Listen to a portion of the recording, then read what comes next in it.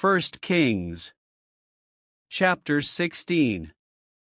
Then the word of the Lord came to Jehu the son of Hanani against Baasha, saying, Forasmuch as I exalted thee out of the dust, and made thee prince over my people Israel, and thou hast walked in the way of Jeroboam, and hast made my people Israel to sin, to provoke me to anger with their sins.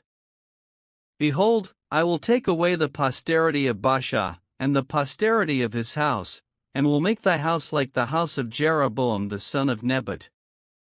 Him that dieth of Baasha in the city shall the dogs eat, and him that dieth of his in the fields shall the fowls of the air eat.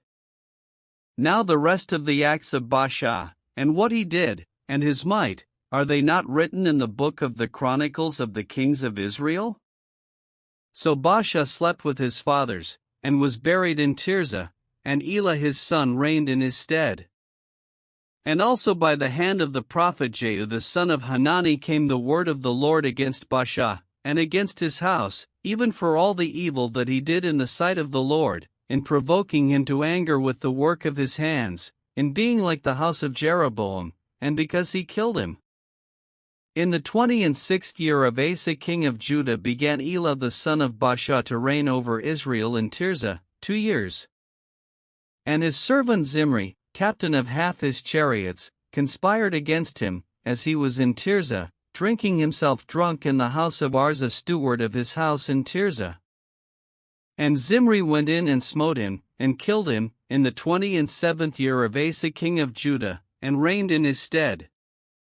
And it came to pass, when he began to reign, as soon as he sat on his throne, that he slew all the house of Baasha. He left him not one that pisseth against a wall, neither of his kinsfolks, nor of his friends. Thus did Zimri destroy all the house of Baasha, according to the word of the Lord, which he spake against Baasha by Jehu the prophet. For all the sins of Baasha, and the sins of Elah his son, by which they sinned, and by which they made Israel to sin, in provoking the Lord God of Israel to anger with their vanities. Now the rest of the acts of Elah, and all that he did, are they not written in the book of the Chronicles of the kings of Israel? In the 27th year of Asa king of Judah did Zimri reign 7 days in Tirzah. And the people were encamped against Gibbethon, which belonged to the Philistines. And the people that were encamped heard say, Zimri hath conspired, and hath also slain the king, wherefore all Israel made Omri, the captain of the host, king over Israel that day in the camp. And Omri went up from Gibbethon, and all Israel with him, and they besieged Tirzah. And it came to pass, when Zimri saw that the city was taken, that he went into the palace of the king's house, and burnt the king's house over him with fire, and died. For his sins which he sinned in doing evil in the sight of the Lord, in walking in the way of Jeroboam, and in his sin which he did, to make Israel to sin.